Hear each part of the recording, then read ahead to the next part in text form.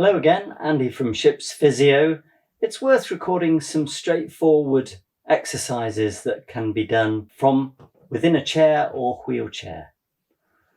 These are activities that could be done potentially by almost anybody after stroke or head injury who's got some of the common difficulties with loss of use of one hand, difficulty standing, or difficulty walking. So let's jump straight into it. Being able to sit away from the back of the chair. Mostly, and before stroke or a brain injury, these sorts of things are taken for granted, but actually they're quite difficult. Being able to balance while sitting. And is it balance, which means, to me at least, being able to move and turn quite freely while sitting, or is it locked, fixed, jammed against the arm of the chair, or holding onto the arm of the chair with a hand, or locking an elbow in on one side? So balance while sitting takes work. And some of that I've covered in some specific videos about eye control and helping people to feel safe while they are sitting.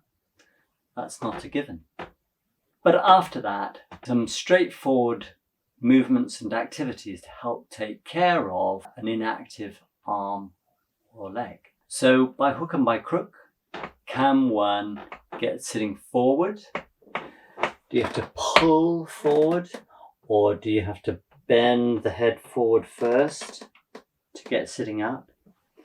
In health, what we can tend to say is that the movement really starts here, and as we start to come away from the back of that chair, then the pelvis tilts, the tummy bulges very slightly, and there's an inward curve in the small of the back that develops the more we sit up. So can one get to this position nicely? And after that, can one begin taking care of a hand or an arm? So we might start with a straightforward movement like this. So here's my active hand. Over there is the less active, stiff or tight hand. So can one get to hold the hand at all and start to do some movements to keep preventing stiffness? Being able to reach down a little is one alternative. Can one, in the very old-fashioned, to some, stroke treatment, get the hands to lace up and link together like so? This used to be used for exercises to help arm recovery. That's what it was touted for. I prefer to think of this type of activity as straightforward care of muscles and joints, helping them to stay supple enough, stretchable enough, keeping joints mobile so that we're not looking at dealing with extreme stiffness when it comes to trying other things. So this might be an ideal version where the fingers are laced together, but it doesn't have to look perfectly like that. It would be a marvelous thing if we could do things so well, but it might look a lot more ragged than that. Maybe only some of the fingers can be laced, or maybe you can't lace fingers at all. Perhaps there's just too much pain. So in other attempts, one might come underneath the hand like so, or just be able to hold a thumb. There are any variations, and really you could say that none of them are wrong, and that the main error, as always I would say, is not having a go, being too concerned about how the outcome looks rather than understanding that it's likely to be a long process, and the prolonged and persistent attempts over a period of probably months, maybe even extending into years. That prolonged approach is more important.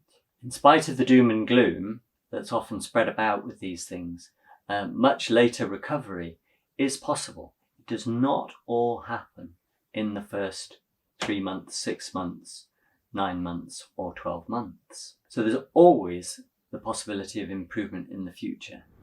So we might try exercises like this. We might try and keep an elbow supple, making sure, if possible, that it will stretch fully. Can it stretch down between the knees? Can you get over one knee so the knee comes up between, or go completely down one side? And that's with hands linked. Maybe you can't do that.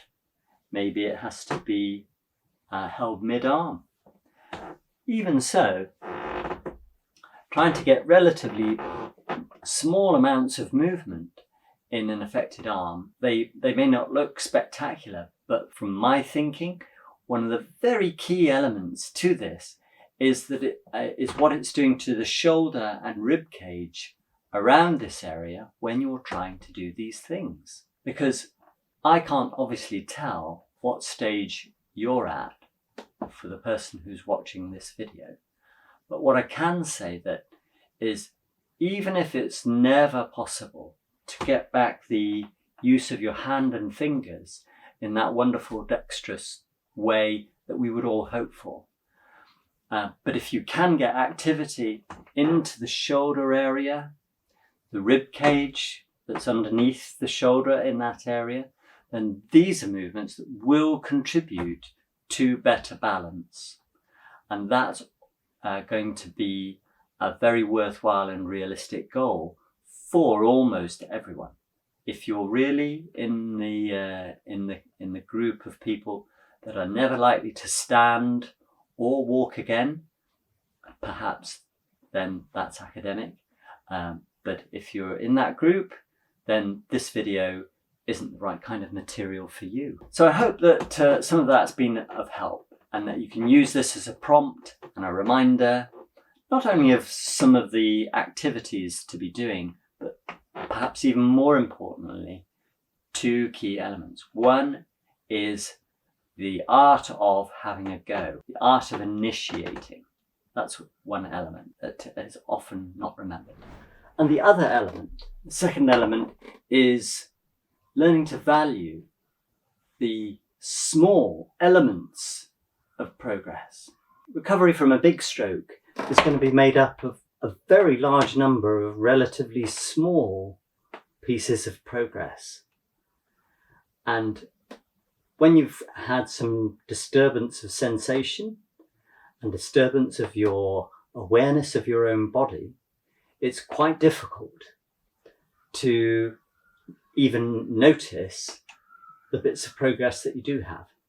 It's one of the reasons why I really love video and helping people make small videos of their own work as they go along, because it's just another way that a little later they can go back and say, oh look, here I was trying this and that's how it looked then, and here's the next version of the same video taken a few weeks or a few months later, and then I can see that I've made progress. Because above all, what we need in stroke rehab is the ability to maintain motivation, interest, a sense of purpose, a sense of progress over generally quite long periods of time. And that's one of the areas where I like to help people too. I hope the video has been of interest to you and that you can get something out of this. If you need more help, feel free to send over questions. If you're watching this on YouTube, if you're watching it through the website, then do leave a comment or a contact form, or just ring and ask for any help that you need. Thanks for watching.